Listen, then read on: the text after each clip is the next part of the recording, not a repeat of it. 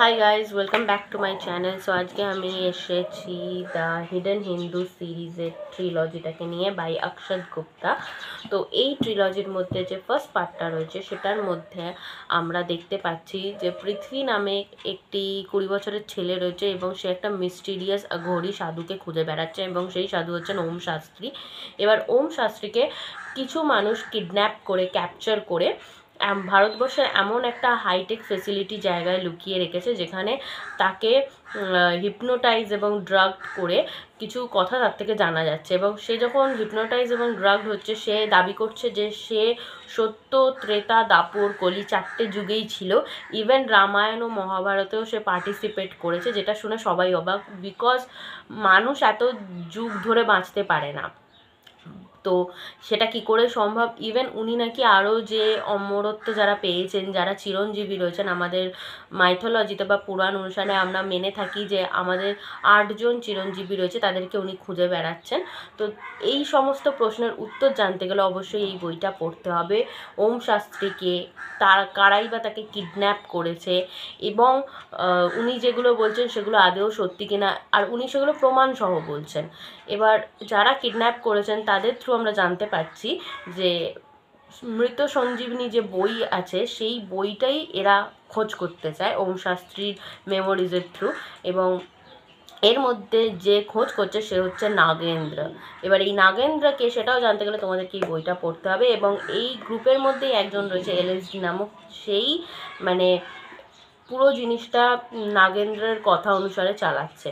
তো এই বইটা অবশ্যই তোমরা পড়ো। নেক্সট যে বইটা রয়েছে সেটা হচ্ছে the hidden Hindu book 2 of the trilogy by Akshat Gupta. এটার মধ্যে যখন দেখা যাচ্ছে যে ফার্স্ট পার্টে মৃত সঞ্জীবনী বইটা যে অশুভ শক্তি তার হাতে চলে গেছে এবং তাকে বাঁচানোর জন্য ওম শাস্ত্রী কী করবে। ইভেন ফার্স্ট পার্ট আর সেকেন্ড পার্টে আমরা মিলারেপা বলে একজন রয়েছে যাকে মানা হয় যে উনি ওই হিমালয় ওই রকম জায়গায় ছিলেন, আর উনি যারা চিরঞ্জীবী তাদের দেখাও পেয়েছেন, এইরকম অশ্বত্থামা, পরশুরাম, কৃপাচার্যা। তো এনাদের মিলিতভাবে এই মৃত সঞ্জীবনীর যে বইটা সেইটাকে পুনরুদ্ধার করার চেষ্টা করছেন। আর এইটার মধ্যে নাগেন্দ্র কেন ওই মৃত সঞ্জীবনী বইগুলোকে নিয়ে যে অক্ষরগুলো রয়েছে সেগুলোকে কালেক্ট করে কী বা করতে চাইছে সেই মোটিভটা আমরা এই বইটা থেকে জানতে পারবো। ইভেন LSDর পাস্ট আমরা সেটাও জানতে পারবো। তো এটা হলো সেকেন্ড পার্টের সামারি।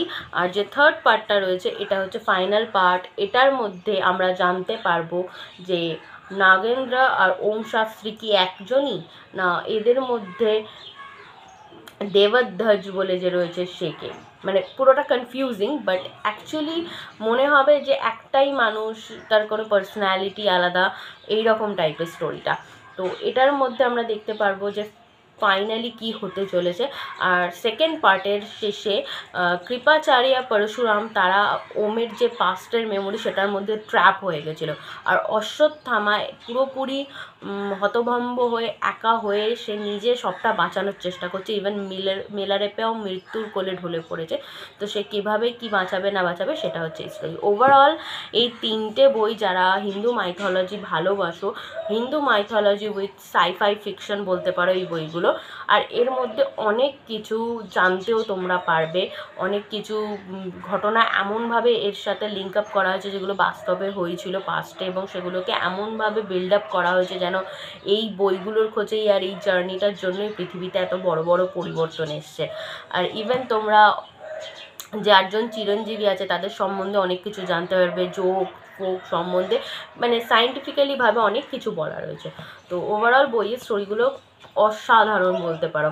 যারা মাইথোলজি, অ্যাডভেঞ্চার, জাস্ট অ্যাডভেঞ্চার হিসেবেও যদি তোমরা চাও এই বইটা তোমরা পড়তে পারো। এই সিরিজটা পুরোটা গ্রিপিং, একদম স্লো পেস নয়, মানে রাখতে পারবে না কী হতে চলেছে পরপর।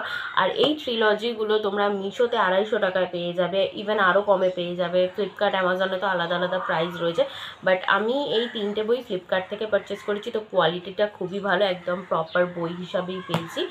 তো ভিডিওটা ভালো লাগলে অবশ্যই লাইক, শেয়ার, সাবস্ক্রাইব, কমেন্ট করো। Thank you.